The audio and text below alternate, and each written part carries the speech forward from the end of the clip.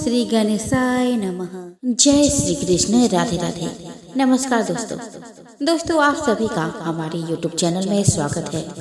दोस्तों आज इस वीडियो में मैं आपको सुनाने वाली हूँ पौष मास के संपूर्ण व्रत कथा।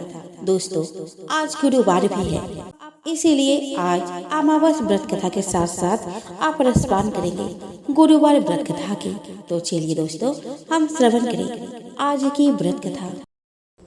एक समय की बात है जब अमावस्या को माता लक्ष्मी मृत्यु लोक के भ्रमण पर निकली थी। भ्रमण करते करते रात्रि का समय हो गया। कार्तिक अमावस्या की रात को घोर अंधेरा होता है, जिस कारण माता लक्ष्मी रास्ता भटक गई थी।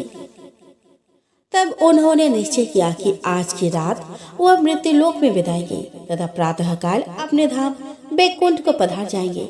यह सोचकर माता लक्ष्मी ने अपने विश्राम के लिए कोई घर देखना शुरू किया, किंतु सभी घर के दरवाजे बंद थे तथा सभी लोग गहन निद्रा में थे।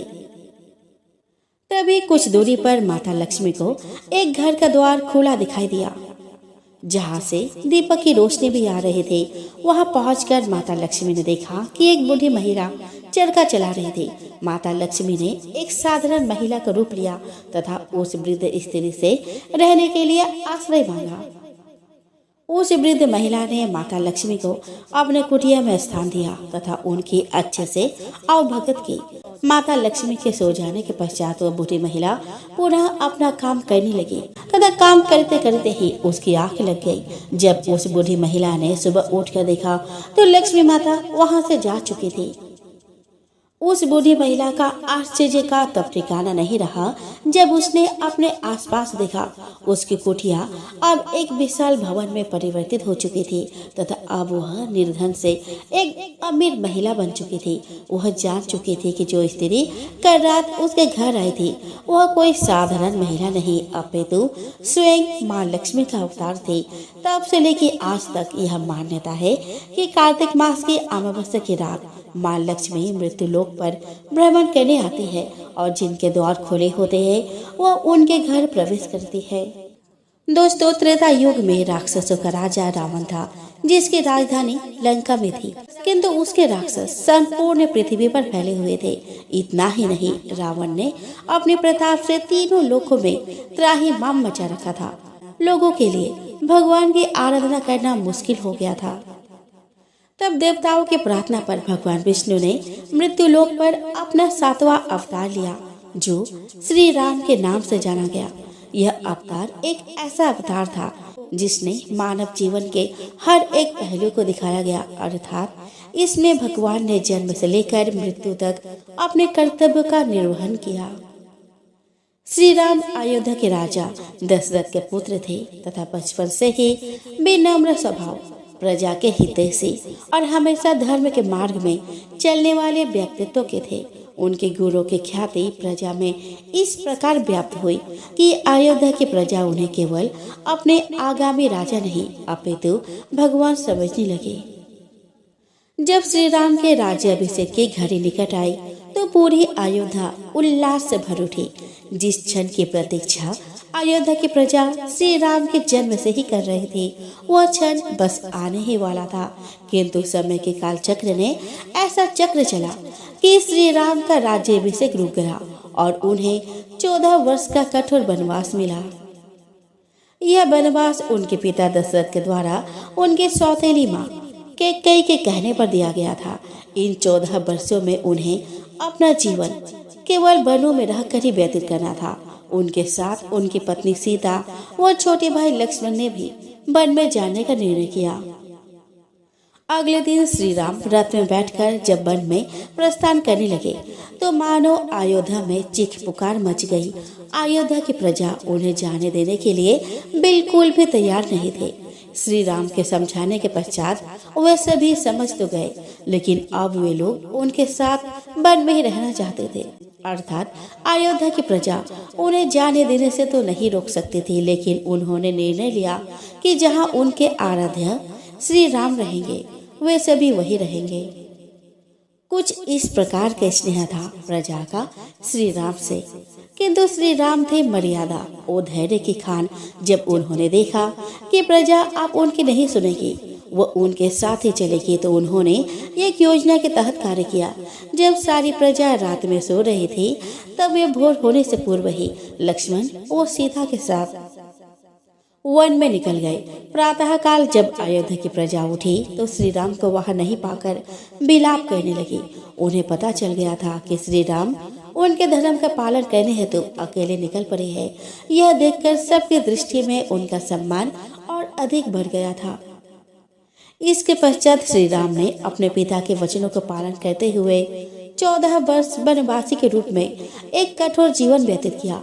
वे प्रतिदिन भूमि पर सोते, कंदमूल खाते, व पूजा पाठ करते। इसी के साथ वे जहाँ रह रहे थे वहाँ से उन्होंने राक्षसों का सफाया करना भी शुरू कर दिया और एक एक करके पूरी भारत भूमि को राक्षस विहीन कर दिया। अब संपूर्ण भारत भूमि श्री राम की कृपा से राक्षस मुक्त हो चुकी थी, किंतु राक्षस राजा लंका में अभी भी जीवित था। श्री राम के वनवास के अंतिम वर्ष में रावण ने धोखे से माता सीता का अपहरण कर लिया और उन्हें अपने पत्नी बनाने के उद्देश्य से लंका ले गया। जब श्री राम को इसका पता चला तो उन्होंने किष्किंधा के बानर राजा सुग्रीव के साथ मित्रता कर लंका पर चढ़ाई कर दी। श्री राम ने रावण की राक्षस सेना के साथ युद्ध करने के लिए केवल नीति व नियमों का ही आश्रय लिया। उनके पास सुग्रीव के वानरों की सेना थी, जिनके सामने राक्षसों की सेना अति विशाल, भीमकाय व अधिक शक्तिशाली थी। किंतु श्री राम फिर भी विचलित नहीं हुए तथा रावण की सेना के साथ युद्ध किया। एक एक करके श्री राम ने रावण के सभी योद्धाओं, भाई पुत्रों इत्यादि का वध कर दिया तथा अंतिम दिन रावण का भी वध हो गया, जिसे हम दशहरा के रूप में मानते हैं।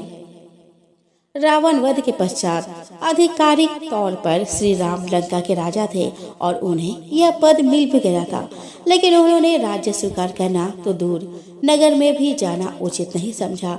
ऐसा इसीलिए क्योंकि उन्हें अपने पिता के वचन का पालन करते हुए 14 वर्ष की अवधि पूर्ण होने से पहले किसी भी नगर में जाना वर्जित था। इसी के साथ उन्होंने कहा कि उनका लक्ष्य लंका पर अधिकार करना नहीं, अपितु अपनी भार्या सीता को सम्मान सहित वापस लाना, वो आत्तायो राक्षस रावण व उसके सेना का अंत करना था। तत्पश्चात उन्होंने लंका का राज्य रावण के ही छोटे भाई विभीषण को सौंप दिया, जो धर्मावलंबी राजा था। रावण वध की सूचना पूरे विश्व में फैल गई, क्योंकि उसके आतंक से सभी भयभीत थे। जब यह सूचना अयोध्या पहुंची और उन्हें पता चला कि उनके आराध्य श्री राम ने राक्षस राजा रावण का अंत कर धरती को पाप मुक्त कर दिया है, तो उनकी खुशी का कोई ठिकाना नहीं रहा। इसके साथ ही अब श्री राम के पुनः अयोध्या आने व वहां का राज सिंहासन संभालने की घड़ी नजदीक आ चुकी थी। जिस दिन श्री राम को वापस आना था, उस दिन अयोध्या की प्रजा को मानो दिल की धड़कनें रुक गई थी। वह पूर्ण अमावस्या की रात थी, जिस दिन वर्ष की सबसे काली रात होती है। किंतु अयोध्या की प्रजा ने अयोध्या को इस प्रकार रोशनी से नहला दिया था कि वह आसमान से भी दिखाई पड़े। 14 वर्षों से अयोध्या की प्रजा की आंखें इसी क्षण की प्रतीक्षा कर रही थी कि कब उनके श्री राम वापस आएंगे। इसी के साथ अब तो 14 वर्षों से अयोध्या की प्रजा की आंखें इसी क्षण की प्रतीक्षा कर रही थी कि कब उनके श्री राम वापस आएंगे।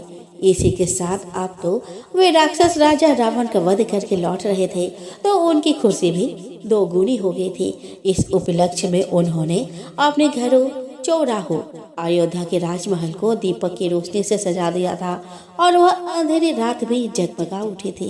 एक नगरी में एक राजा रहता था। उसकी प्रजा तथा उसका परिवार बहुत ही खुशहाल जीवन व्यतीत कर रहा था।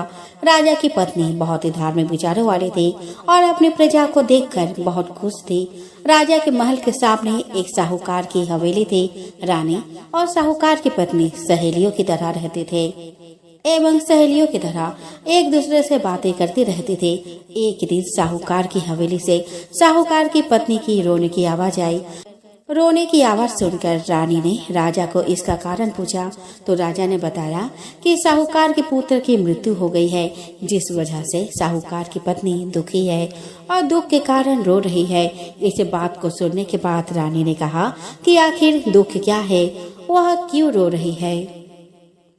यह बात सुनने के बाद राजा को समझ में नहीं आ रहा था कि वह रानी को किस तरह समझाए कि दुख क्या होता है। राजा ने रानी को कहा कि जिस दिन तुम्हारे पुत्र की मृत्यु होगी उस दिन तुम्हें पता चल जाएगा कि दुख क्या होता है। राजा ने कहा, तुम अपने पुत्र को मार दो, तभी तुम्हें दुख के बारे में पता चलेगा। यह बात सुनने के बाद रानी ने अपने पुत्र को महल से नीचे गिरा दिया। भगवान की कृपा से रानी का पुत्र किसी ढेर पर गिर गया और उससे कुछ नहीं हुआ। पुत्र को देखने के बाद रानी ने फिर से वही प्रश्न राजा से पूछा।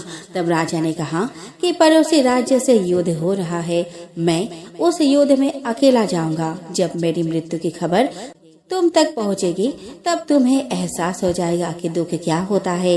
राजा युद्ध के लिए चला गया, परंतु भगवान की कृपा से वह जीत गया। राजा घर पर वापस आ गया और वह सोचने लगा कि आखिर ऐसा क्या बात है कि वह रानी को दुख का एहसास नहीं करवा पा रहा। इसके बाद राजा ने रानी को बुलाकर कहा कि वह दोनों गंगा यात्रा के लिए जाएंगे, इसीलिए रानी तैयार हो जाए और गंगा किनारे जाकर वह गंगा में कूद जाएगा।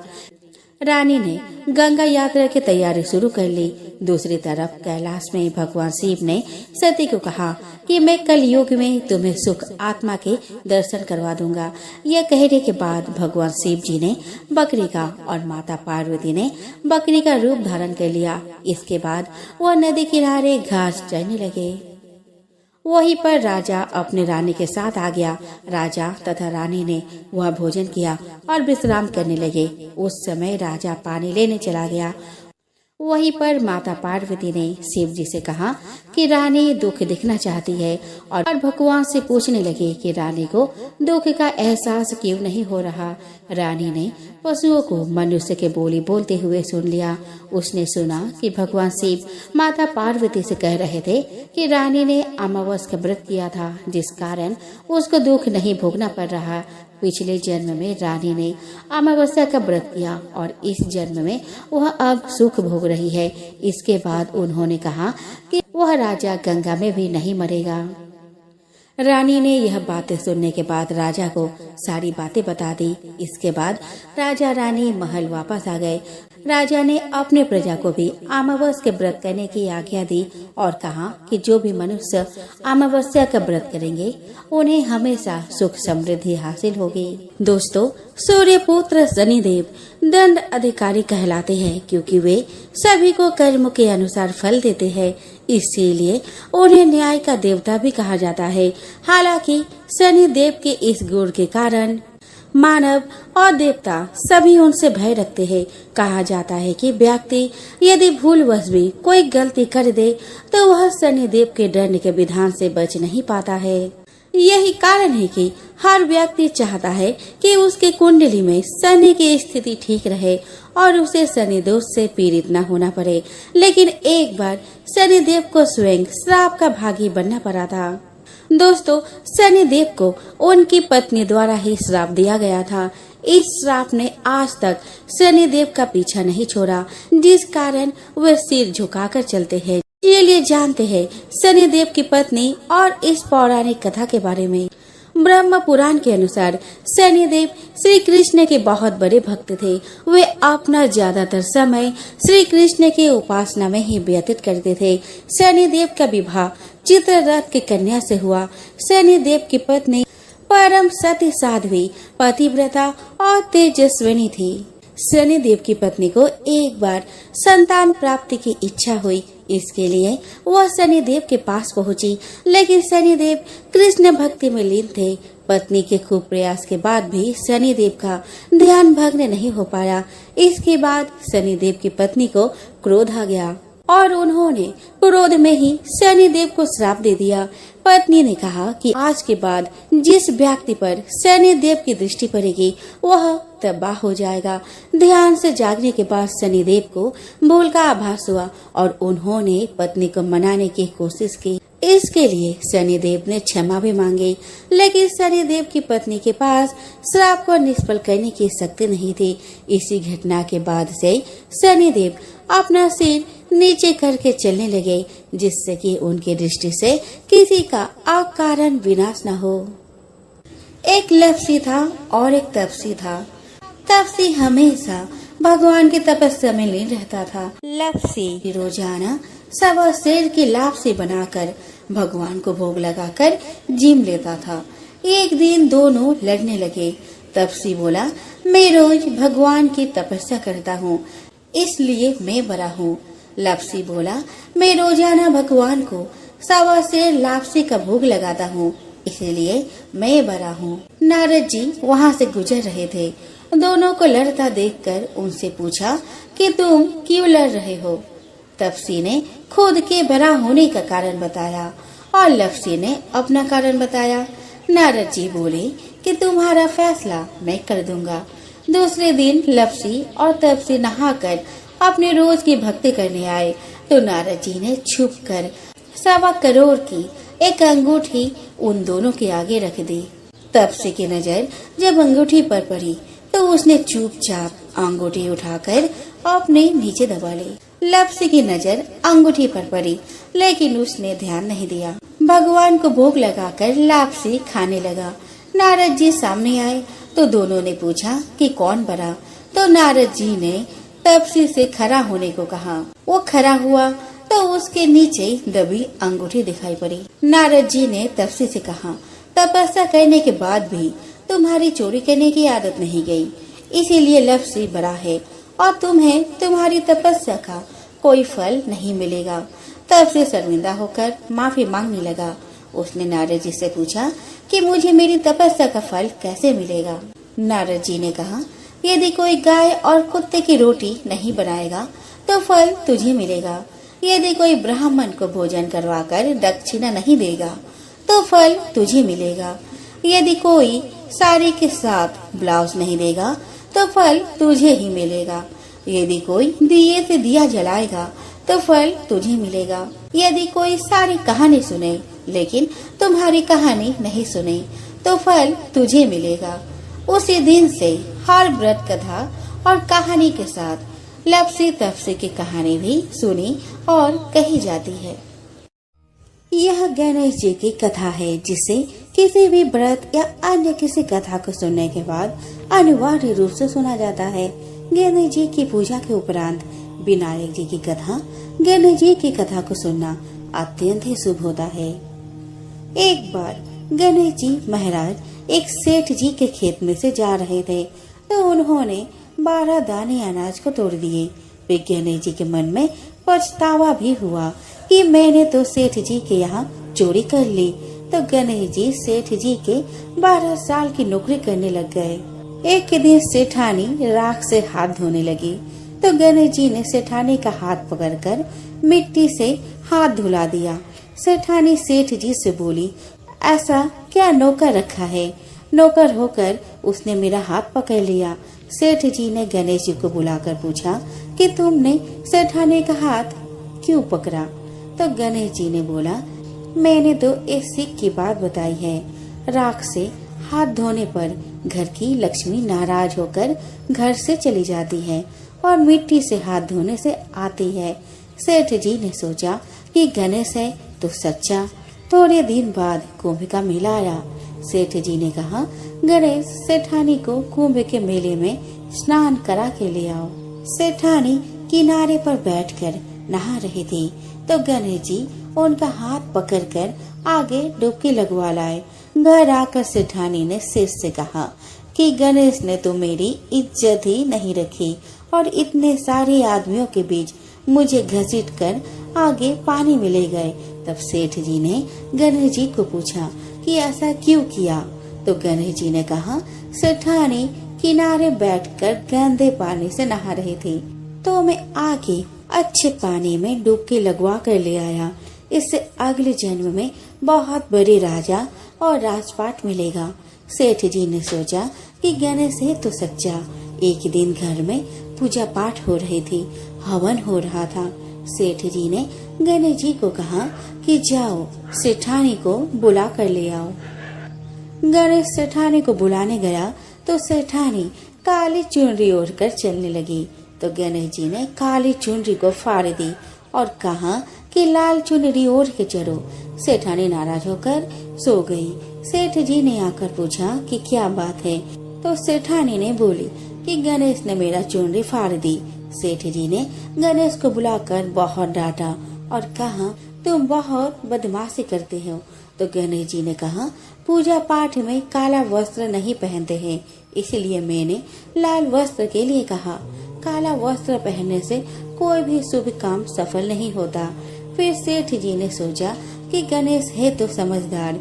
एक दिन सेठ जी पूजा करने लगे तो पंडित जी ने बोला कि वो गणेश जी की मूर्ति लाना भूल गया। अब क्या करे? तो गणेश जी ने बोला कि मेरे को ही मूर्ति बनाकर विराजमान कर लो, आपके सारे काम सफल हो जाएंगे। यह बात सुनकर सेठ जी को बहुत गुस्सा आया और वो बोले कि तुम तो अब तक सेठानी से ही मजाक करते थे, मेरे से भी करने लग गए। तो गणेश जी ने कहा, मैं मजाक नहीं कर रहा हूँ, मैं सच बात कर रहा हूँ। इतने में ही गणेश ने गणेश जी का रूप धारण कर लिया और सेठ और सेठानी ने ही गणेश जी की पूजा की। पूजा खत्म होते ही गणेश जी अंदर ध्यान हो गए। सेठ सेठानी को बहुत धोखा हुआ और उन्होंने कहा कि हमारे पास तो गणेश जी रहते थे और हमने उनसे इतना काम करवाया। तो गणेश जी ने सपने में आकर सेठ जी को कहा कि आपके खेत में से मैंने 12 अनाज के दाने तोड़ लिए थे, उसी का दोष उतारने के लिए मैंने आपके यहाँ नौकरी कर ली थी। इस गीता में श्री कृष्ण अपने प्रिय भक्त अर्जुन के प्रश्नों के उत्तर देते हैं। गर्भ गीता में भगवान श्री कृष्ण अर्जुन को कर्म से बने जन्मों की व्याख्या करते हैं। वे बताते हैं कि किस प्रकार कौन से कर्म करने से आत्मा किस जन्मों को पाती है। गर्भ गीता वेद पुराणों की तुलना में भिन्न माना जाता है। गर्भ गीता में बताया गया है कि जरुदीक्ष क्या होता है, हरि ओम का क्या अर्थ है और जगन्नाथ कौन है। इस गीता में बताया गया है कि कैसे मनुष्य आत्मज्ञान को प्राप्त करता है, मोक्ष या मुक्ति प्राप्त करता है। गर्भवती महिलाओं को गर्भ गीता का पाठ सर्वोत्तम बताया गया है। इस गीता में श्री कृष्ण और अर्जुन का संवाद प्रस्तुत है। इस गीता में यह भी कहा गया है कि क्यों किसी की पत्नी जवानी में ही क्यों मर जाती है और क्यों पिता के पहले पुत्र मृत्यु को प्राप्त हो जाता है। इन सभी प्रश्नों के उत्तर इस गर्भ गीता में विवरण किया गया है। तो चलिए श्रवण करते हैं।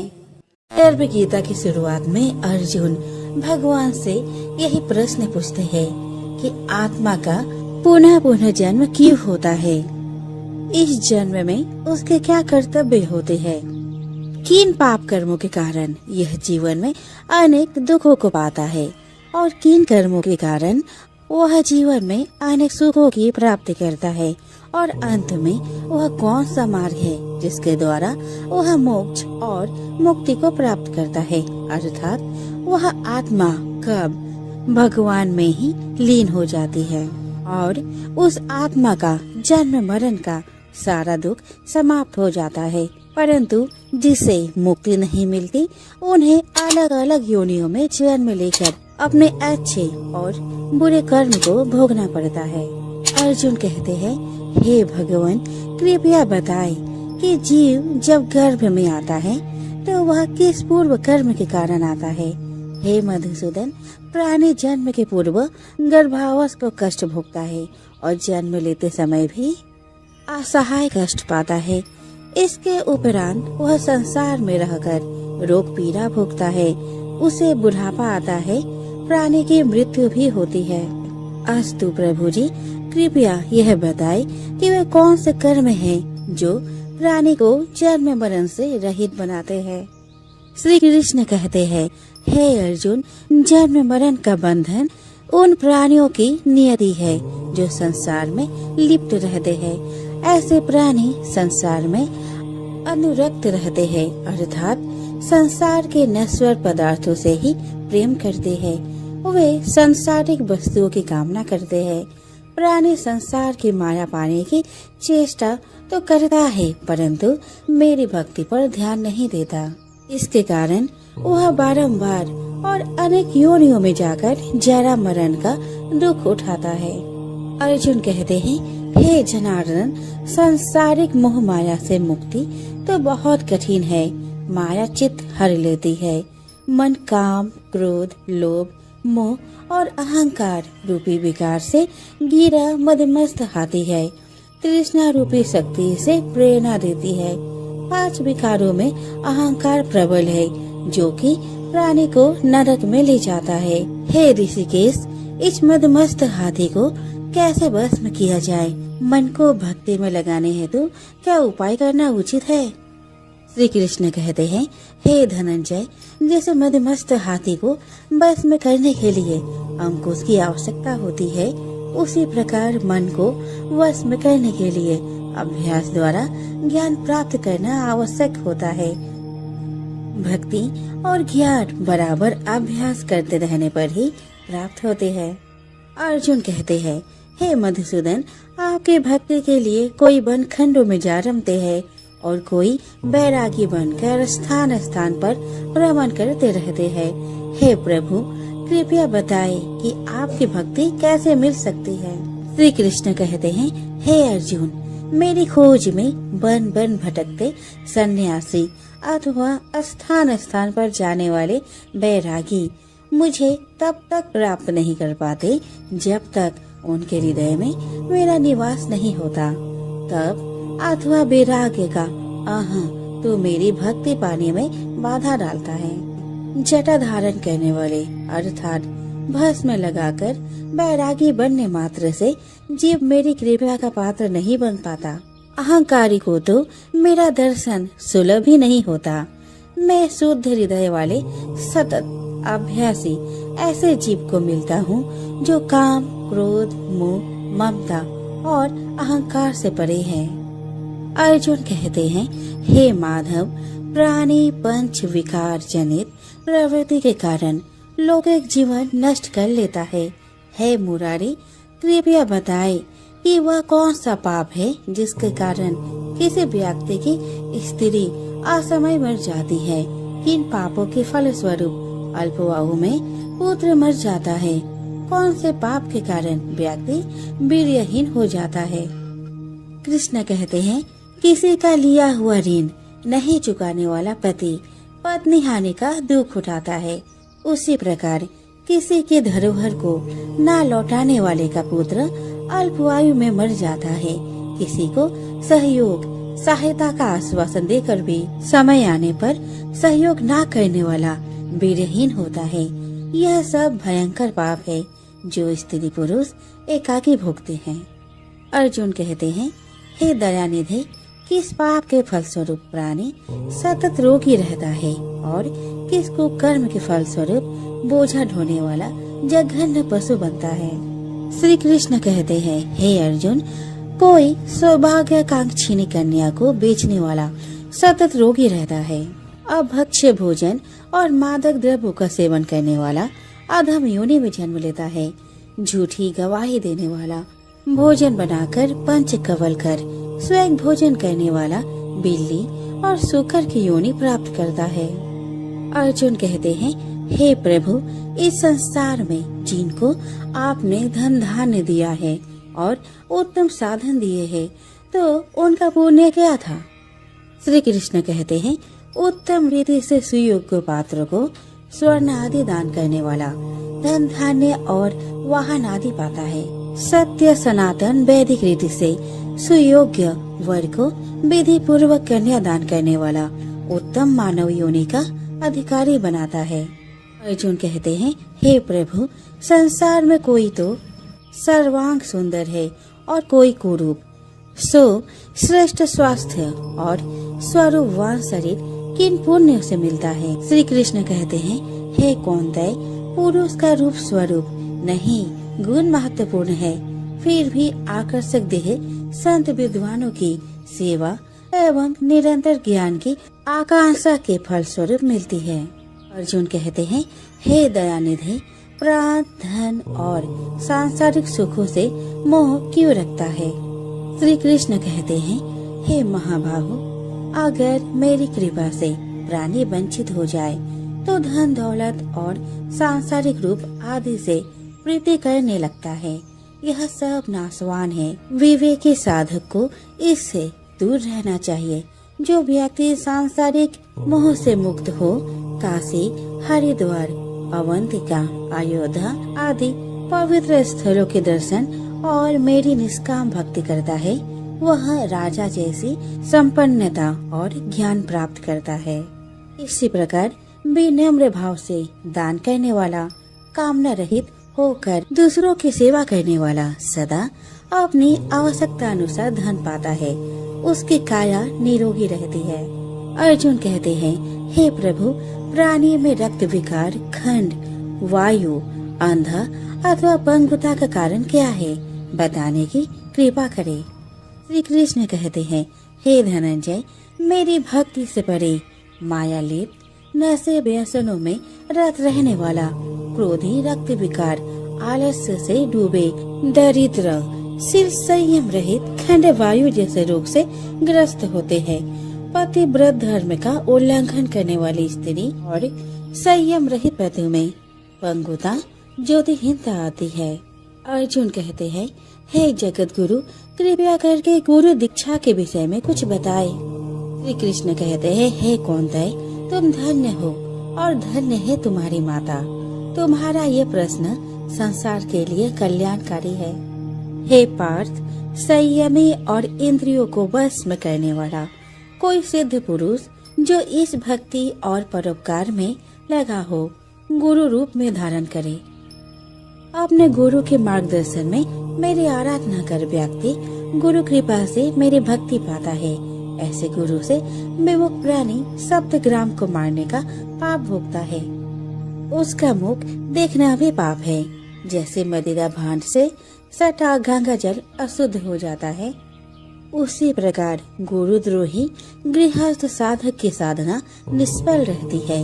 ऐसे व्यक्ति कुकर, सूकर, काक आदि योनियों को पाता है।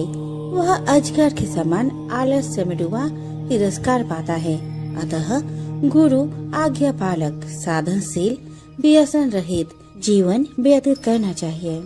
हे धनंजय, गुरु दीक्षा बिना साधक का उद्धार नहीं होता है। मेरी भक्ति की इच्छा करने वाले को गुरु धारण करना उत्तम है। जैसे नदियों में गंगा, व्रतों में एकादशी और जीवों में मनुष्य तन श्रेष्ठ है, उसी प्रकार साधक की सिद्धियों में गुरु कृपा श्रेष्ठ है। गुरु सेवा का फल असम्यक यज्ञ से भी अधिक फलदायी है। प्रसंग है कि साधु, गृहस्थ, इंजीनियर, अध्यापक, डॉक्टर, वकील, राजनेता, वैज्ञानिक ये सभी बच्चे के रूप में अपनी माता से ही जन्म लेते हैं और उन्हीं की गोद में संस्कार पाते हैं। अतः यदि माताएं शुद्ध संस्कारी होंगी तो बच्चे भी शुद्ध संस्कार प्राप्त करते हुए बड़े होंगे। पत्नी का काम है कि वह विवेक पूर्वक घर परिवार को चलाए। इस प्रकार परिवार सुधार के संदर्भ में स्त्रियों का बड़ा ही दायित्व है, इसीलिए उनका आदर आवश्यक है। आदर तो एक छोटे सदस्य का भी होना चाहिए। फिर गृहिणी, जन्मदात्री और संस्कार दात्री का आदर करना अत्यंत आवश्यक है। वृद्धों का शरीर बल लूट जाता है, परिवार पर उनका शासन भी धीरे धीरे हट जाता है। अतएव अधिकतम वृद्धों के मन में निराशा, रूखापन और असंतोष उत्पन्न हो जाते हैं। इसीलिए वृद्ध धीरे धीरे थोड़े चिड़चिड़े हो जाते हैं। उनकी थकी दृष्टि में चारों ओर सूनापन दिखाई देता है। अतः परिवार के स्वजनों का कर्तव्य है कि वे वृद्धों का पूरा सम्मान दे, उनकी सेवा और आदर करे। परिवार वाले वृद्धों को यह अनुभव न होने दे कि उनका उस घर में कुछ नहीं रहा। वृद्धों को ऐसा लगे कि परिवार वाले हमारे अनुगामी हैं। दूसरी बात, 10 दिनों बाद तुम भी वृद्ध हो जाओगे। जो आज वृद्धों की आवश्यकता है वही तुम्हें 10 दिनों के बाद चाहिए। अपने ही कर्मों के फल भोग सबको मिलते हैं। अगर तुम वृद्धों की सेवा किए रहोगे तो तुम्हें भी बुढ़ापे में सेवा मिलेगी। अपने को सेवा की आवश्यकता पड़े या ना पड़े, हम वृद्ध जनों की सेवा करें और उन्हें सम्मान दें। गृहस्थ और मठाधीशों का परम कर्तव्य है दरवाजे पर आए हुए अतिथि एवं अभ्यागत का यथा योग्य सत्कार करना। यह भारतीय नीति शास्त्र का नियम है। अभ्यागत गुरु के समान आदरणीय है। जहाँ अभ्यागत का आदर व सम्मान नहीं होता, वे परिवार तथा समाज उस जमीन की तरह उन्नतिहीन हो जाते हैं। अतिथि सत्कार से सुकीर्ति और संपत्ति बढ़ती है। जहाँ शाम को इकट्ठे होने पर अपने विचारों और बातों को एक दूसरे के सामने रखते, एक दूसरे के सामने पढ़ने पर गंभीर हो जाते हैं। एक साथ न भोजन करते और न बैठते हैं। समझ लो, ऐसा परिवार एवं समाज का विघटन शीघ्र होने वाला है। परिवार एवं समाज के लोग जब शाम को इकट्ठे होते हैं, तब वे यदि एक दूसरे से हंस हंस कर बातें करते हैं, तो मालिक को अपने अपने कर्मों का लेखा जोखा देते तथा एक दूसरे को निश्चल होकर बताते हैं। तब यह निश्चित समझा जाता है कि इस परिवार एवं समाज के लक्षण शुभ है। कोई व्यापार घाटे में चले तो यह कोई व्यापार नहीं। व्यापार वही सफल है जिसमें मूलधन तो बना ही रहे, किंतु मुनाफा में निरंतर वृद्धि होती जाए। अधिकतम लोगों का यह व्यापार घाटे में ही चलता है। अधेड़ अवस्था में जो कुछ प्रसन्नता शेष है, वह सब भी बुढ़ापे में काफूर हो जाती है। इस प्रकार मानव जीवन रूपी व्यापार निरंतर घाटे में चलकर अंत में इसका दिवाला पिट जाता है। बहुत कामना, अहंकार, प्राणियों से द्वेष, बात बात में क्रोध एवं द्रोह, असहनशीलता, कुछ भी घाटा न उठाकर थोड़े थोड़े में मुकदमेबाजी आदि करके लोग अपने जिंदगी को नर्क के जैसा बना लेते हैं। हंस हंस कर प्रसन्नता में जीने योग्य जीवन को ईर्ष्या, द्वेष, दुख, संताप में जल जल कर जीते हैं। सब भौतिक सुख सुविधाओं के पा जाने पर भी संसार के अधिकतम लोग निरंतर नरक में जीते हैं। ईर्ष्या, द्वेष, कलह, बेमनस्य, वेर, चिंता, मानसिक उलझन आदि से लोग निरंतर पीड़ित रहते हैं। मनुष्य के अंदर जितना स्वार्थ तीव्र होगा, वह उतना ही राग द्वेष का शिकार होगा और ऐसा आदमी कभी शांत नहीं हो सकता। धन चाहे थोड़ा हो, परंतु मन पवित्र हुए बिना जीवन में सुख नहीं मिलता। मन की पवित्रता के लिए संतों एवं सज्जनों की संगति और मन में शुद्ध और अच्छे विचार चाहिए। जीवन का आखिरी हिस्सा बुढ़ापा है। कहा जाता है कि अंत अच्छा तो सब अच्छा, परंतु दुर्भाग्य है कि अधिकतम लोगों का बुढ़ापा सर्वाधिक दुखपूर्ण हो जाता है। कि एक साहूकार के 7 बेटे और एक बेटी थी। इनके घर पर अक्सर एक ब्राह्मण भिक्षा मांगने आता था। जब भी साहूकार की बेटी भिक्षा लेकर आती, तो वह ब्राह्मण भिक्षा लेने से मना कर देता था और कहता था, तुम्हारे भाग्य में सौभाग्य नहीं बल्कि बेदब्य लिखा है। यह सुनकर साहूकार की बेटी दुखी हो जाती है। कई बार ऐसा ही होता रहा तो एक दिन साहूकार की बेटी ने अपने माँ को सारी बात बता दी कि कैसे एक ब्राह्मण भिक्षा मांगने आता है और उससे भिक्षा लेने से मना कर देता है। साहूकार की पत्नी ने अपने बेटी से कहा कि अगली बार जब भिक्षुक आए तो मुझे बताना। एक दिन वह भिक्षुक द्वार पर आया और उस समय साहूकार की पत्नी दरवाजे के पीछे छुपकर सब बातें सुनने लगी। वही हुआ जैसा हमेशा होता रहा था। भिक्षुक ने भिक्षा लेने से मना कर दिया और कहा कि तुम्हारे भाग्य में सुहाग नहीं विधवा होना लिखा है। इस बात को सुनकर साहूकार की पत्नी दरवाजे के ओट से बाहर आकर भिक्षु से कहने लगी कि एक तो हम तुम्हें भिक्षा दे रहे हैं और ऊपर से आप हमें अशुभ बात कह रहे हैं। ब्राह्मण ने कहा कि मैं जो कह रहा हूँ वह सच है। आपके बेटी के भाग्य में ऐसा ही लिखा है। जब विवाह के समय आपकी बेटी फेरे ले रही होगी, उसी समय सांप आकर उसके पति को काट लेगा और वह विधवा हो जाएगी। ब्राह्मण की बातें सुनकर साहूकार की पत्नी दुखी हुई, लेकिन फिर ब्राह्मण से बोली कि अगर आपको यह पता है कि यह विधवा होगी, तो आपको यह भी पता हो सकता है कि इसके सुहाग की रक्षा कैसे होगी। साहूकार की पत्नी के ऐसा पूछने पर ब्राह्मण ने कहा कि यहाँ से काफी दूर एक गांव है जहाँ पर एक सोना धोबन रहती है। वह हर सोमवती अमावस को व्रत रखती है। इससे उसका सुहाग अटल है अगर वह आकर अपना सुहाग आपके बेटे को देगी तो इसका बेधब टल सकता है। ब्राह्मण की बात सुनकर साहूकार की पत्नी ने ब्राह्मण को धन्यवाद किया और वह सोना धोबिन के तलाश में निकल गई। एक दिन वह बहुत धूप की वजह से पीपल के छाए में बैठकर सुस्ता रही थी। तभी उसने देखा कि एक सांप आया और उस पीपल के पेड़ पर गरुड़ के बच्चे को खाने के लिए पेड़ पर चढ़ने लगा। साहूकार की पत्नी ने उस सांप को मार दिया और गरुड़ के बच्चों की रक्षा की। इतने में गरुड़ भी आ गया और देखा कि आसपास खून फैला है। गरुड़ को लगा कि साहूकार की पत्नी ने उसके बच्चे को नुकसान पहुंचाया है, इसीलिए गरुड़ ने उस पर हमला कर दिया। लेकिन साहूकार की पत्नी ने उसे रोका और बताया कि उसने तो उसके बच्चे की रक्षा की है। गरुड़ ने जब इस सच को जाना तो उसने कहा कि तुमने मेरे बच्चों की रक्षा की है, इसीलिए बताओ कि मैं कैसे तुम्हारी मदद कर सकता हूँ। साहूकारनी ने तब गरुड़ को बताया कि वह सोना धोबिन की तलाश में निकली है। अगर वह उसे वहां तक पहुंचा दे तो बहुत उपकार होगा। साहूकारनी को गरुड़ ने सोना धोबिन के गांव पहुंचा दिया। सोना धोबिन के 7 बेटे और बहुएं थी, लेकिन बहुओं में घर के काम को लेकर कहासुनी होती रहती थी। साहूकारनी को एक उपाय सूझा और वह हर रात जब सभी लोग सो जाते हैं तो सोना धोबिन के घर में चुपके से चली जाती और घर का सारा काम करके निकल आती।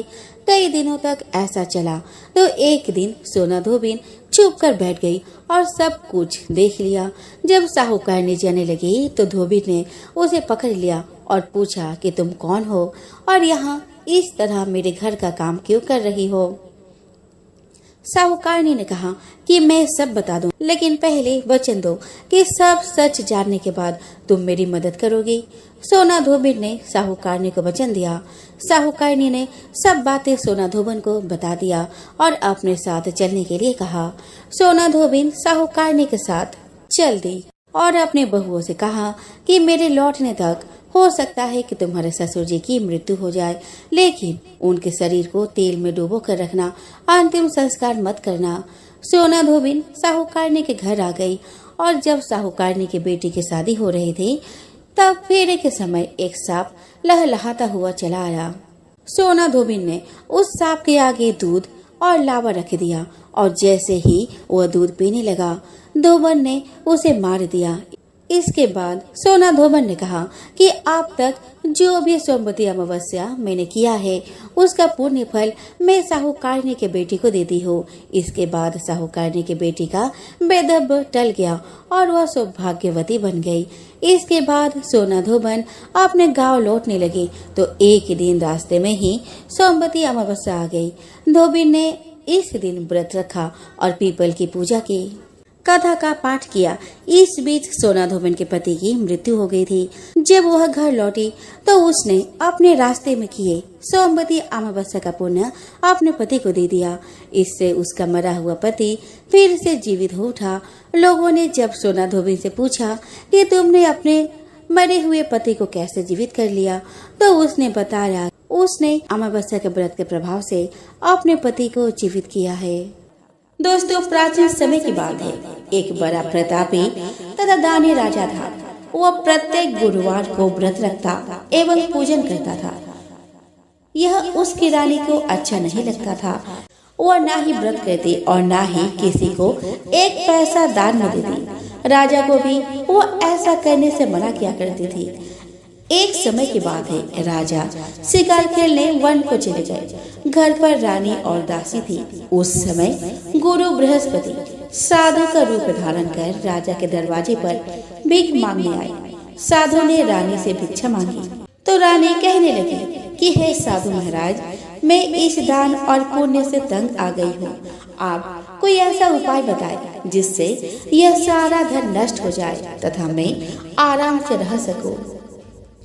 साधु रूपी बृहस्पति देव ने कहा कि हे देवी, तुम बड़ी विचित्र हो। संतान और धन से भी कोई दुखी होता है। अगर तुम्हारे पास धन अधिक है तो इसे शुभ कार्यों में लगाओ जिससे तुम्हारे दोनों लोग सुधरे। परंतु साधु की इन बातों से रानी खुश नहीं हुई। उसने कहा कि मुझे ऐसा धन की आवश्यकता नहीं जिससे मैं अन्य लोगों को दान दूं और जिसको संभालने में ही मेरा सारा समय नष्ट हो जाए। साधु ने कहा, यदि तुम्हारी ऐसी इच्छा है तो जैसा मैं तुम्हें बताता हूँ तुम वैसा ही करना।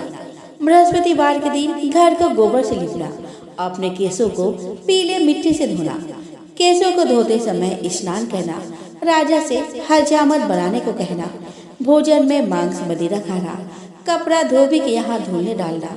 इस प्रकार 7 बृहस्पतिवार करने से तुम्हारा सब धन नष्ट हो जाएगा। इतना कहकर साधु बने बृहस्पति देव अंतर्ध्यान हो गए।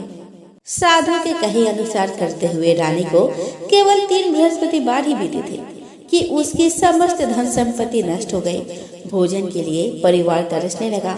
एक दिन राजा रानी से बोला कि हे रानी, तुम यही रहो, मैं दूसरे देश को जाता हूँ, क्योंकि यहाँ पर मुझे सभी जानते हैं, इसीलिए मैं यहाँ कोई छोटा कार्य नहीं कर सकता।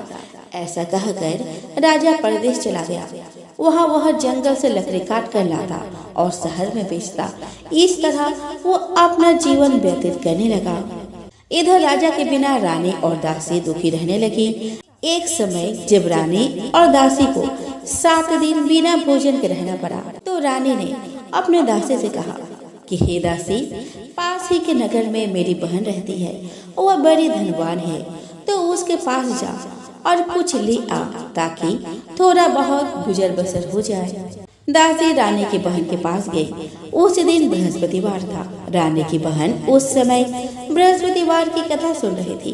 दासी ने रानी की बहन को अपने रानी का संदेश दिया, लेकिन रानी की बहन ने कोई उत्तर नहीं दिया। जब दासी को रानी की बहन से कोई उत्तर नहीं मिला तो वह बहुत दुखी हुई। उसे क्रोध भी आया। दासी ने वापस आकर रानी को सारी बात बता दी। यह सुनकर रानी ने अपने भाग्य को कोसा। उधर रानी के बहन ने सोचा कि मेरी बहन की दासी आई थी, परंतु मैं उसे नहीं बोली, इससे वह बहुत दुखी हुई होगी। यह सोचकर और पूजा समाप्त कर वह अपने बहन के घर गई और कहने लगी कि हे बहन, मैं बृहस्पतिवार का व्रत कर रही थी, तुम्हारी दासी गई, परंतु जब तक कथा होती है तब न उठते हैं और न ही बोलते हैं, इसीलिए मैं नहीं बोली। कहो दासी क्यों गई थी? रानी बोली कि बहना, हमारे घर अनाज नहीं था। ऐसा कहते कहते रानी की आंखें भर आई। उसने दासियों समेत भूखा रहने की बात भी अपने बहन को बता दी। रानी की बहन बोली कि बहन देखो, बृहस्पति देव भगवान सबकी मनोकामना पूर्ण करते हैं। देखो शायद तुम्हारे घर में अनाज रखा हो। यह सुनकर दासी घर के अंदर गई तो वहाँ उसे एक घड़ा अनाज का भरा मिल गया।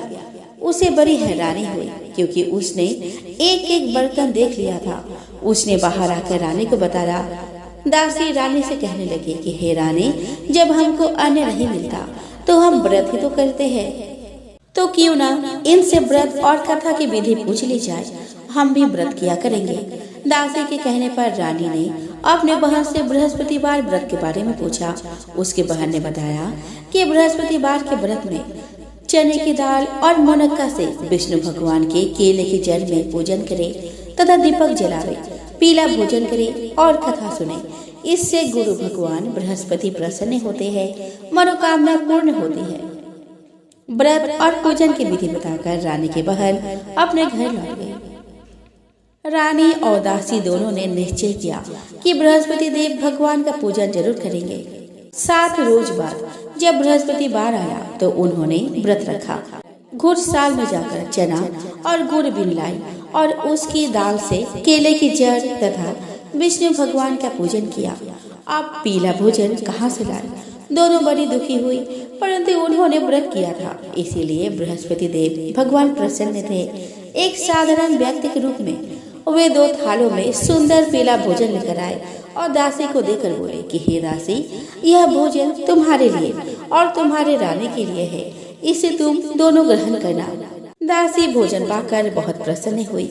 उसने रानी को सारी बात बताई। उसके बाद से वे प्रत्येक बृहस्पतिवार को गुरु भगवान का व्रत और पूजन करने लगे। बृहस्पति भगवान की कृपा से उनके पास धन हो गया, परंतु रानी फिर पहले की तरह आलस्य करने लगी। तब दासी बोली कि देखो रानी, तुम पहले भी इस प्रकार आलस्य करती थी, तुम्हें धन के रखने में कष्ट होता था, इस कारण सभी धन नष्ट हो गया। अब गुरु भगवान की कृपा से धन मिला है तो फिर तुम्हें आलस्य होता है। बड़ी मुसीबतों के बाद हमने यह धन पाया है, इसीलिए हमें दान पुण्य करना चाहिए।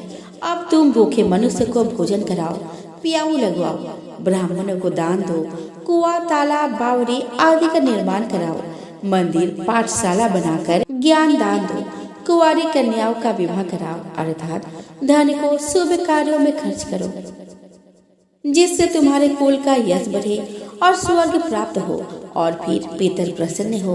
दासी की बात मानकर रानी शुभ कर्म करने लगी। उसका यश फैलने लगा। एक दिन रानी और दासी आपस में विचार करने लगे कि न जाने राजा किस दशा में होंगे। उनकी कोई खोज खबर भी नहीं है। उन्होंने श्रद्धा पूर्वक गुरु भगवान से प्रार्थना की कि राजा जहाँ कहीं भी हो शीघ्र वापस आ जाए। उधर राजा परदेश में बहुत दुखी रहने लगा।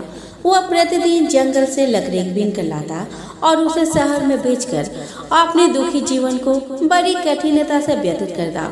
एक दिन दुखी हो अपने पुरानी बातों को याद करके वह रोने लगा और उदास हो गया।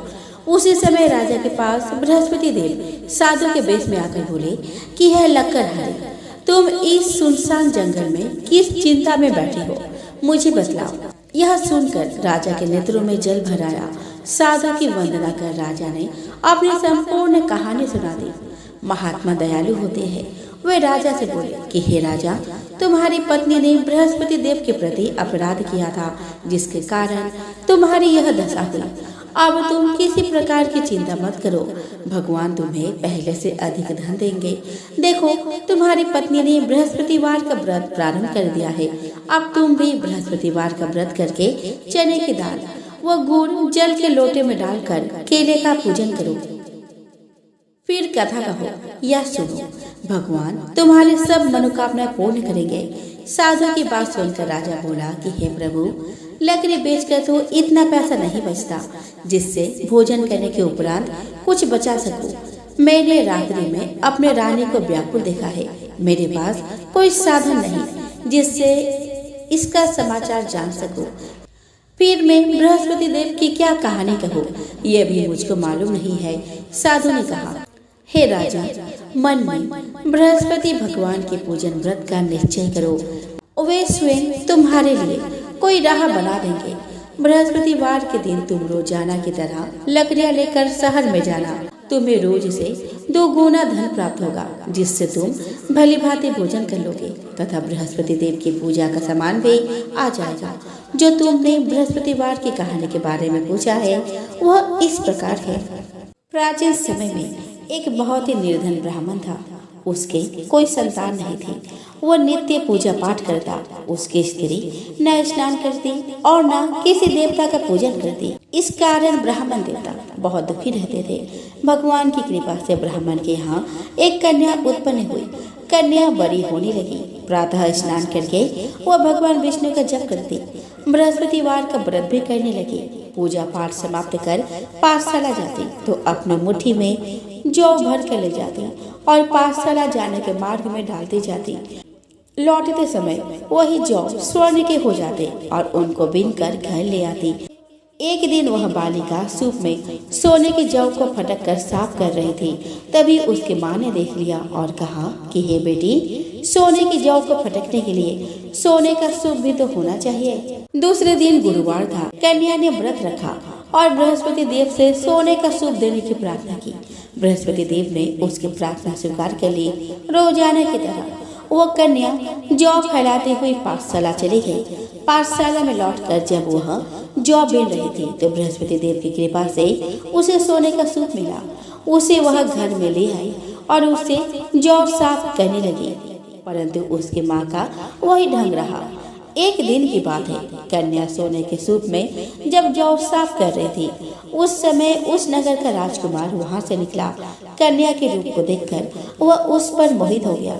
राजमहल आकर वह भोजन तथा जल त्याग कर उदास होकर लेट गया। राजा को जब राजकुमार द्वारा अन्य जल त्यागने का समाचार ज्ञात हुआ तो अपने मंत्रियों के साथ वह अपने पुत्र के पास गया और कारण पूछा। राजकुमार ने राजा को उस लड़की के घर का पता भी बता दिया। मंत्री उस लड़की के घर गया। मंत्री ने ब्राह्मण के समक्ष राजा की ओर से निवेदन किया।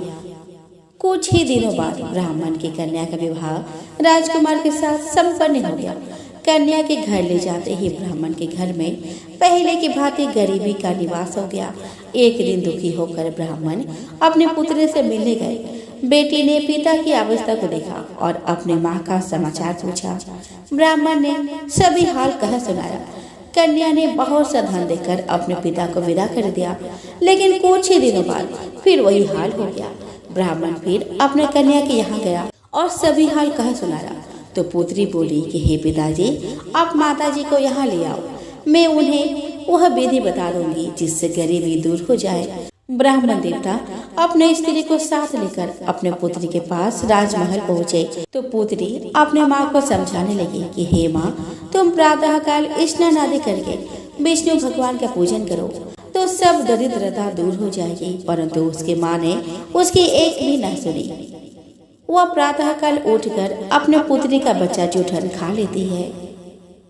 एक दिन उसकी पुत्री को बहुत गुस्सा आया। उसने अपनी माँ को एक कोठरी में बंद कर दिया।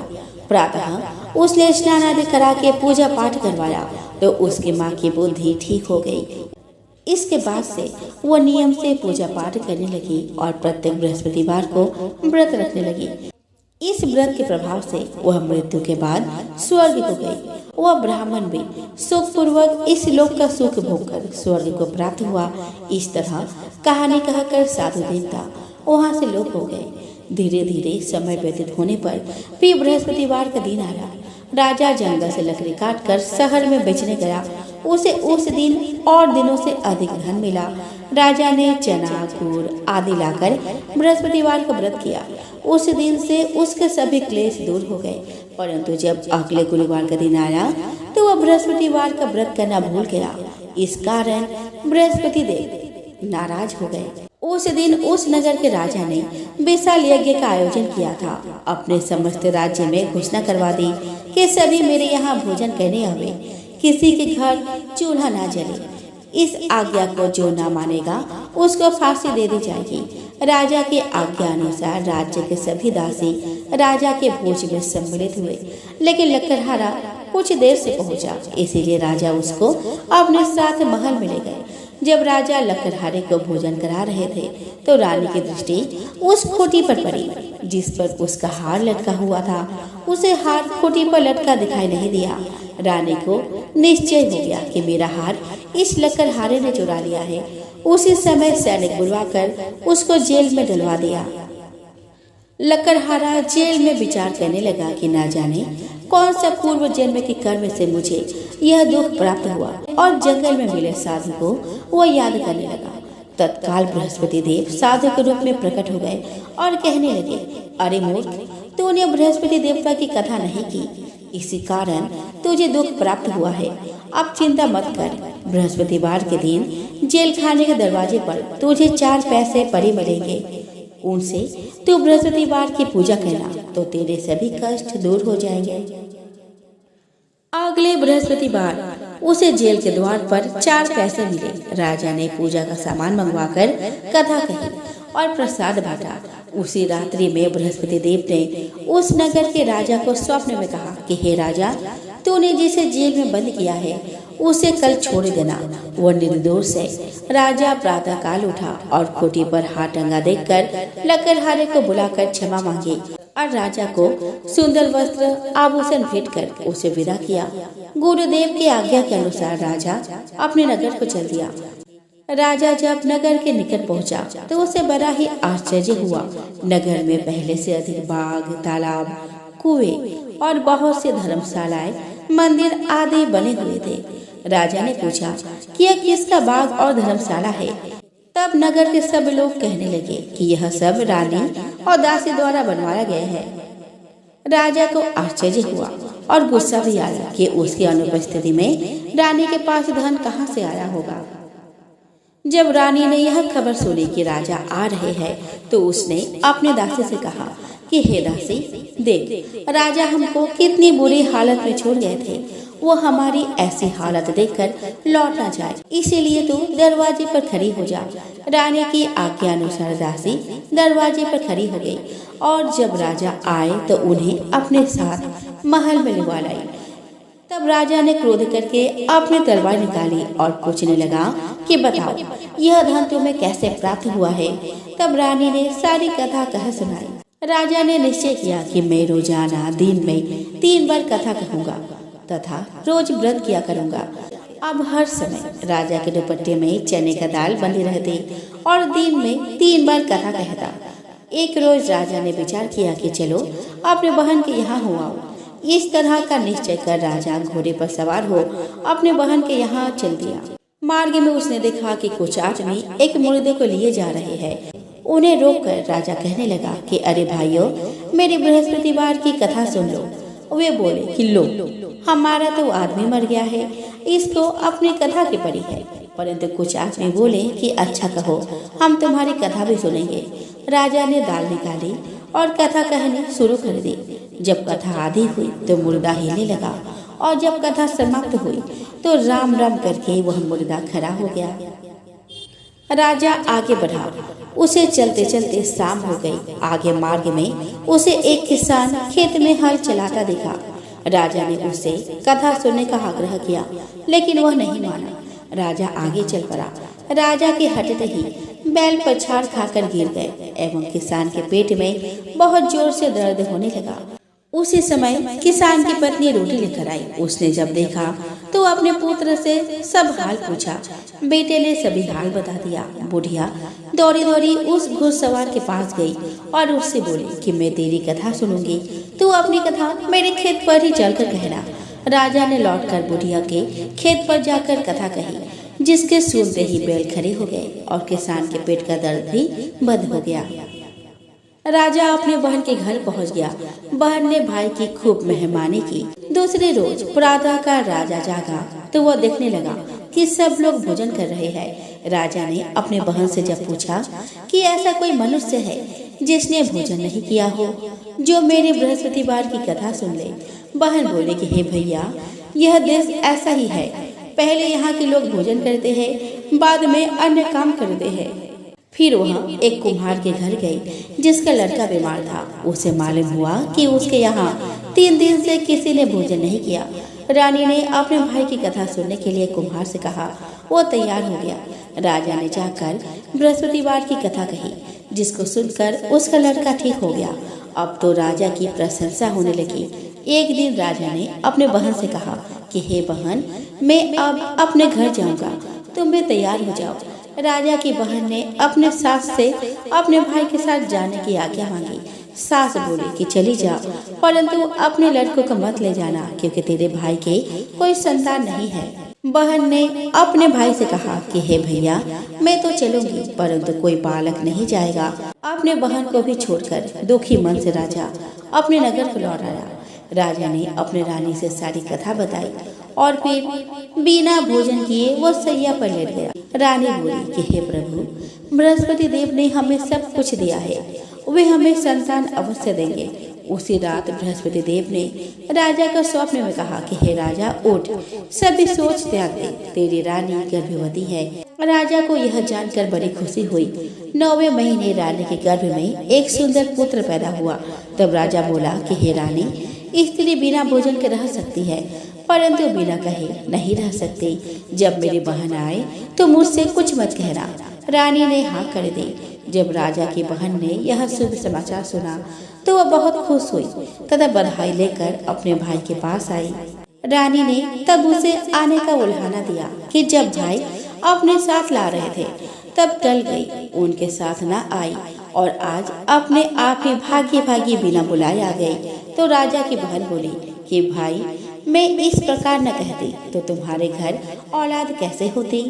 बृहस्पति देव सभी मनोकामना पूर्ण करते हैं। जो सद्भावना पूर्वक बृहस्पतिवार का व्रत करता है तथा कथा पढ़ता है अथवा सुनता है और दूसरों को सुनाता है, बृहस्पति देव उसके सभी मनोकामना पूर्ण करते हैं, उनकी सदैव रक्षा करते हैं। जो संसार में सद्भावना से गुरुदेव का पूजन एवं व्रत सच्चे हृदय से करते हैं, जैसे सच्ची भावना से रानी और राजा ने बृहस्पति देव की कथा का गुणगान किया तो उनके सभी इच्छाएं बृहस्पति देव ने पूर्ण की। अनजाने में भी बृहस्पति देव की उपेक्षा न करे, ऐसा करने से सुख शांति नष्ट हो जाती है। इसीलिए सबको कथा सुनने के बाद प्रसाद लेकर जाना चाहिए।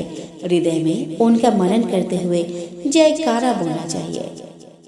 इतिश्री बृहस्पतिवार व्रत कथा समाप्त होती है। बोलो बृहस्पति देव की जय हो।